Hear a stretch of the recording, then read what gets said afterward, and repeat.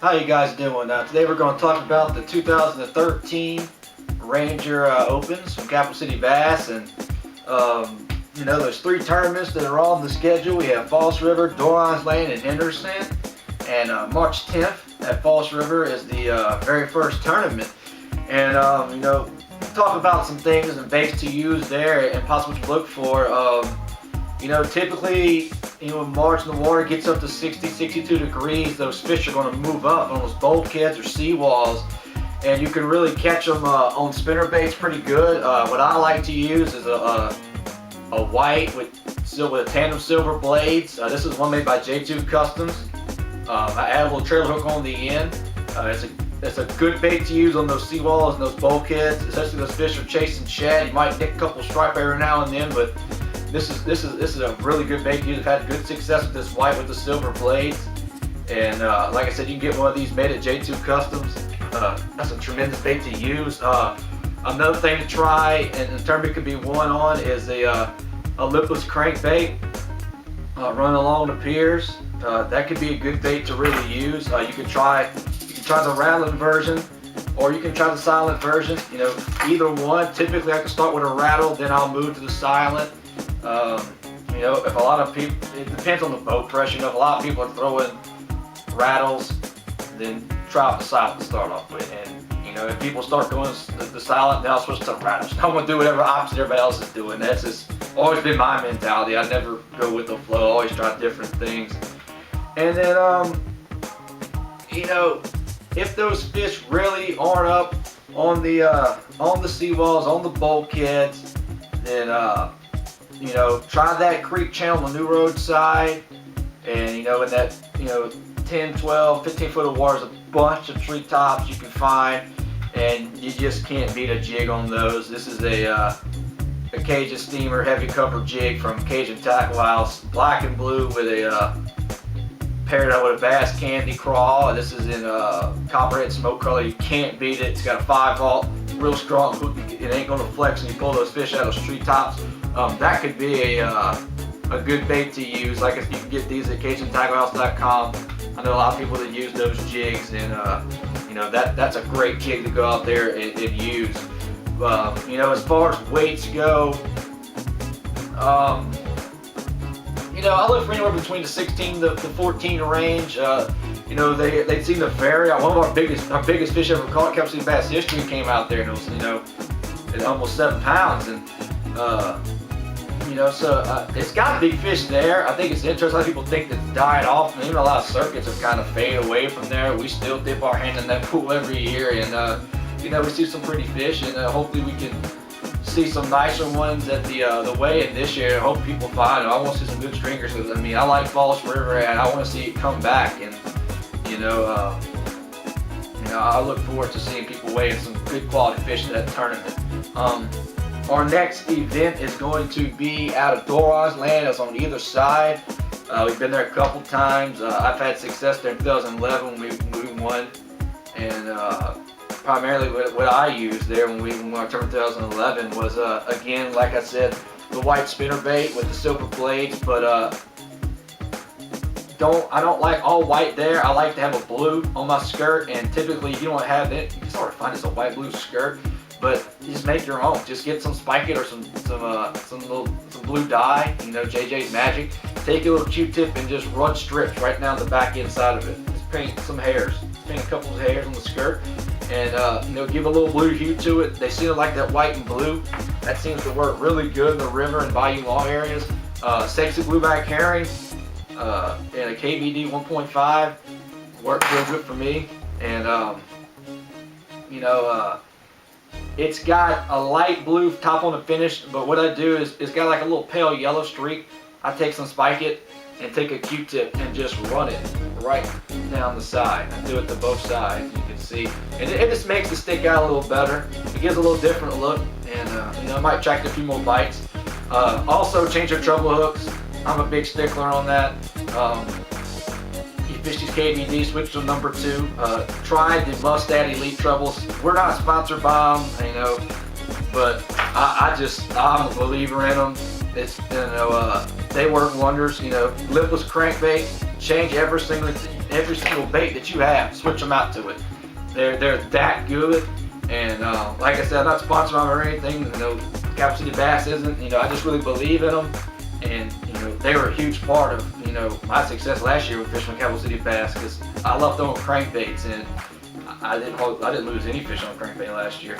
And I think that especially you bandit guys, you know, you guys love throwing bandits. They come with those number 6 Mustad hooks. They look like they're made for sac-a-lait. They're so little. Go get you some Mustad Elite. I think they're KVD. You know, they call KVD Elites.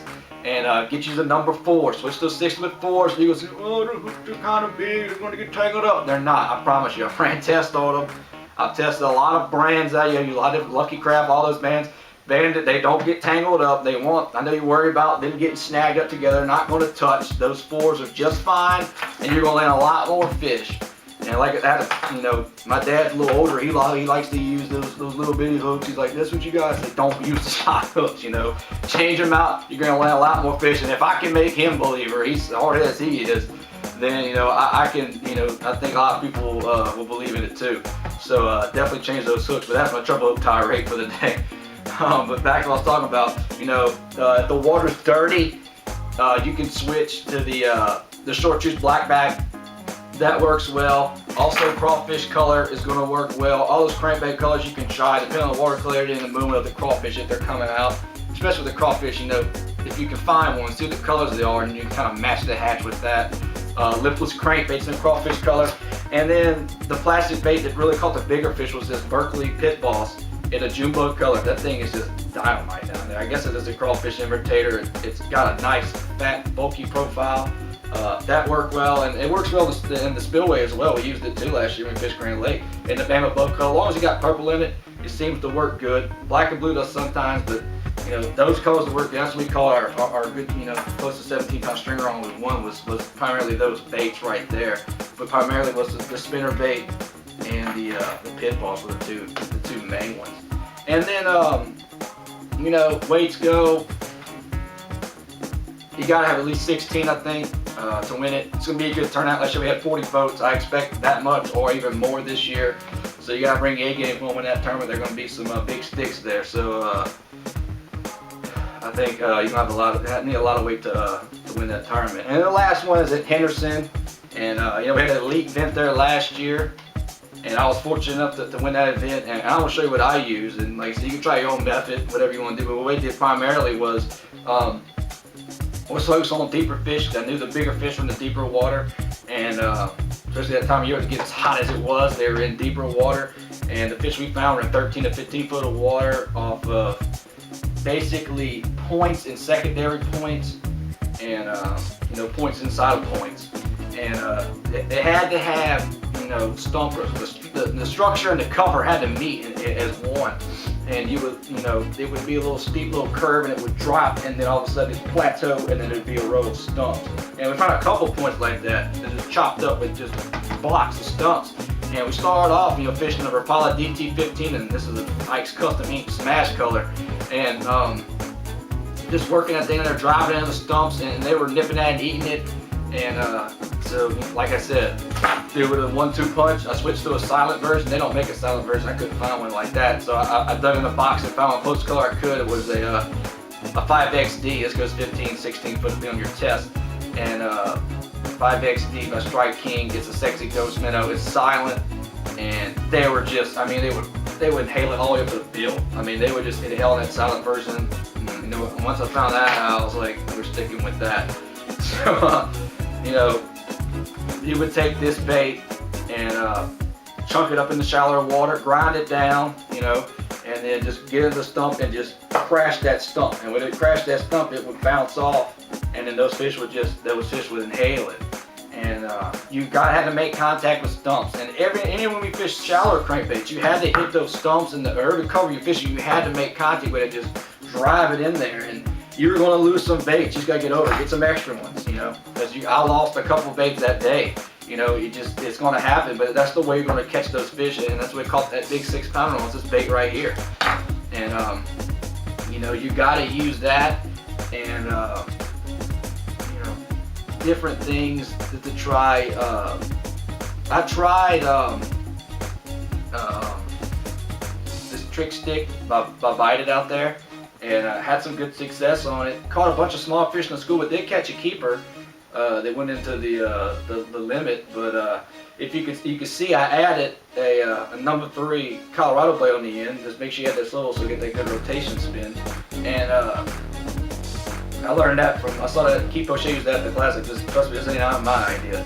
I decided to give it a try, and it actually works. It's a real nice little concept, and you could just swim along the bob, and this blade will kick. It give off a lot of vibration, or you can drag it, different things. It gives the fish a different look. Not too many people are throwing things like this. I always throw off the wall kinds of things. I'm not afraid to, and that was something a little different to try. But I think primarily most people were punching the grass and flipping the banks, or fishing the flats, stuff like that. I think we're the only one doing something different, and I think that really paid dividends. So do something different out there, Try something different. Get you a big 6XD crankbait and fish that sucker in shallow water and drag that thing down there. Try something different. You gotta be an innovator if you want to win, and you can't just use the same old tactics every time.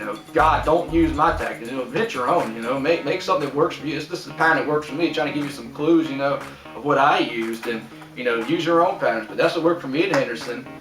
And like I said, it might work for you, it might not. Try it, but try it. You can try to include. You can try a shallow, like I said, shallower version.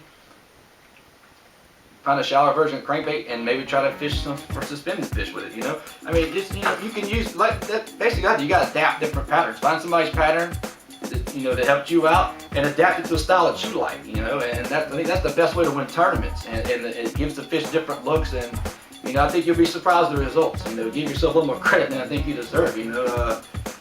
People are better fishermen than really think they are. They just have to really use their brains and think of off-the-wall things that make them come out their shell a little bit. But anyway, that's the last tournament of the Opens. And like I said, if you're on the fence, come try the Opens, and give you a perspective of how we run at Calvert City Bass. We don't treat the Open guys any different. We treat the elites the same tournament. We don't half-ass them. They're quality, and we show everybody the same respect that we do to our members. And like I said, if you're a member and you fish the Opens, you can win an extra $100 in cash money just by fishing higher than the other members. So it does pay to be a member of Calvert City Bass and fish the Opens. And if you're looking for a boat, head out to Aquamarine, get you a Ranger boat, and show up in the Ranger Opens on a Ranger boat, and I'm sure we'll give you some priority and takeoff. Probably do that. So a Ranger boat and a Ranger Opens always looks better for us. So the more the merrier of those guys. And you can, like I said, you can pick those up at Aquamarine, show up with a brand new rig, and impress a lot of your buddies out there. And I'm really excited about the Opens. Like I said, I made them for guys that are on the budget, younger anglers. $50 entry fee. They're not far drives in Baton Rouge. They're not going to hit you in your wallet hard.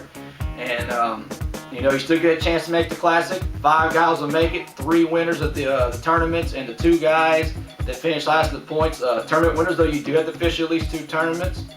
But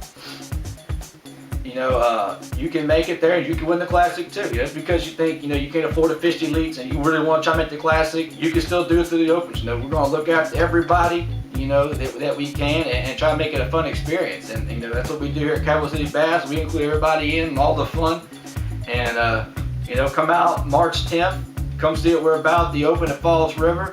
I'm going to have a great time. I'm really excited about it, and I hope I see some new faces there. And we'll catch you next time. We will talk about the Classic in Venice. And boy, I got a lot of things to say about that one coming up. And with the hurricane hitting, it's going to be interesting. So we'll talk about that next time on the Casting Reel. I will see you guys later.